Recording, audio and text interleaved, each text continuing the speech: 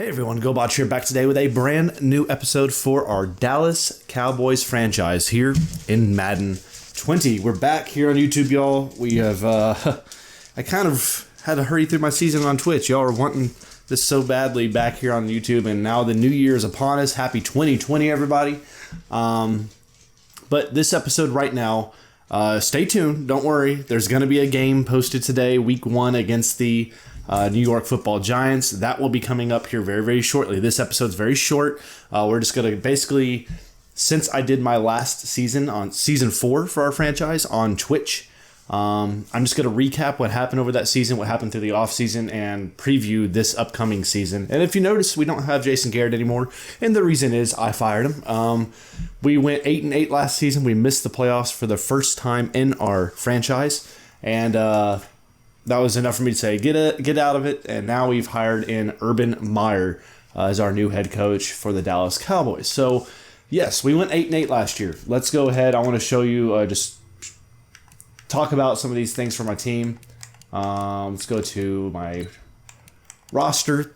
And let's go to show you some of the stats some of our team had. Zeke, he battled injuries, as did Tony Pollard, all of last season. So looking at his year last year, not the best. I mean, you look at the touches, he had almost 100 less touches than he's had in prior years. And he's had some injury issues every single season, but his production was so off. You see 191 carries, 902 yards. First season since his second year where he was injured, where he didn't get 1,000 yards rushing. Only 3 rushing touchdowns for Ezekiel Elliott. No fumbles, which is a great thing, but definitely a hard season for him. Now, as far as receiving, 24 catches for 226 and 2 touchdowns, not anywhere near productive enough for us. So it was a really down year for Ezekiel Elliott at that position.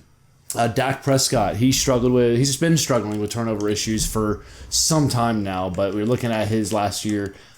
He threw less picks last year, but just wasn't very good to me, in my opinion. 26-18, 3,967 yards. Sacked 60 times, which was awful. Rushing wise, he actually had a pretty decent year rushing out there with over 108 attempts, which is the second most in his career. 5 rushing touchdowns for 756 yards. So that was pretty productive out of him. Now we now go to receiver, and this is an area where we actually are pretty good with Amari Cooper. Amari Cooper actually had a really solid year receiving wise. He had the best numbers he's had in his entire football career, with over 1,384 yards receiving, 10 touchdowns, which is second on his record, with the year before he had 13. So he had actually a really solid year, but it was just kind of an up and down year where we battled injuries all throughout the season, and that led to an 8-8 season where we were beaten up. We couldn't get over the hump, and that's just the way it went. We lost. We didn't make it to the playoffs, so we got a mid-draft pick. We got a mid-first-round draft pick. So now, enough. Season 4 is in the past. It was a bad crap year. Jason Garrett's gone. We brought in a new coach, Urban Meyer, to lead this team now, hopefully back to the Super Bowl where we belong. So let's now take a look at our roster.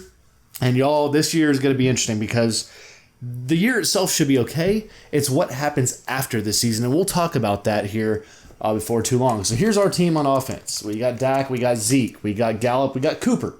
We have all the same faces and people you know. Spencer LeClaire now is an everyday starter at left guard. Drew Henry is now an everyday starter at right tackle. If you don't know this guy, this is our tight end. He used to be a receiver. We moved him to a tight end, and he's a star potential player, 77 overall. Had a tremendous rookie season. Let's show you his stats real quick, because this is the guy I drafted. Look at his 68 catches, 924 receiving yards, and 7 receiving touchdowns. Just an absolute tremendous rookie campaign from Rick Stevens out there. So we got some new faces here, though. We got good draft picks this year, the best draft I've actually ever had. We got a new running back to back up because we don't have Tony Pollard anymore. We don't have Weber anymore. We had to let those guys go. We are so far under the cap. The cap was just a major over the cap, excuse me. So we had some issues there with the cap space. So we drafted Tracy Reed. He's a rookie out of Boston College, and he is a hidden potential there, which means he's either a star or superstar. So I'm very excited about him. He's already 79 overall. Just very excited to see what he can do. Looking at his ratings, 92 speed, 78 break tackle, acceleration solid, great carrying, and all that. I'm very excited about his future and what he can contribute to this Dallas Cowboys football team. Another big pick, we got out receiver. We're very thin at receiver now. We're top heavy with those top two, and we have Henson here. He's 70 overall, but he's got hidden potential as well. So we're looking to see what this guy could possibly do for us. 94 speed, excellent speed. Catching's 80. So, I mean, he's got some areas where hopefully he can improve. He's really good agility and jumping. So we'll hopefully hope this guy, as our 3 spot for receiver, can really have a big year for us and helping us out.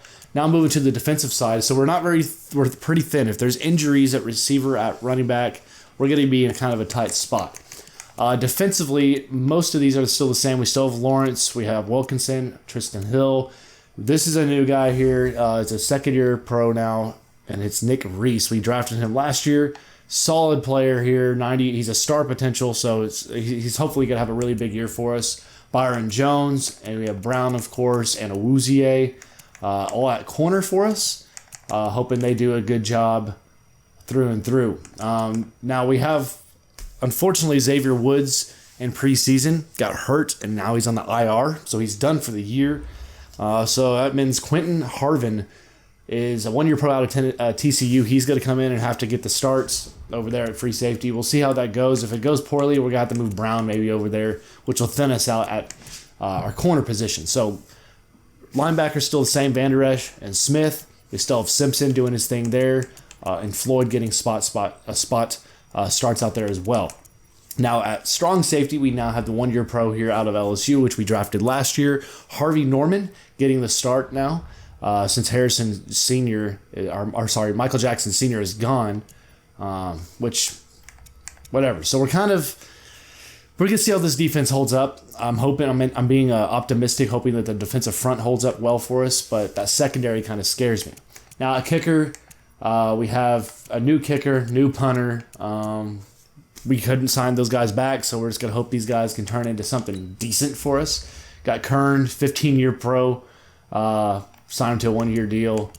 And then we got Lee here, who is a 2-year pro out of Illinois State. And we're just going to hope these guys can do something decent for us. Not going to be, breaking any records for us, obviously, but just holding out that they can do decent. Now, Henson and Reed will be kick returners. So that's kind of the team we have this upcoming season. 87 overall still. It's not a bad team. But here's why I have issues and concerns. It's not about this year. This year we should be okay as long as we're healthy. It's next year with the re-signing. Look at all these players that are leaving us. And we're already over the cap, which means we're trying to move pieces. And I've put a couple players already on the trade block, which some of you may be not liking that, but I have to do it. So Tyron Smith, he's 32 years old, 95 overall still.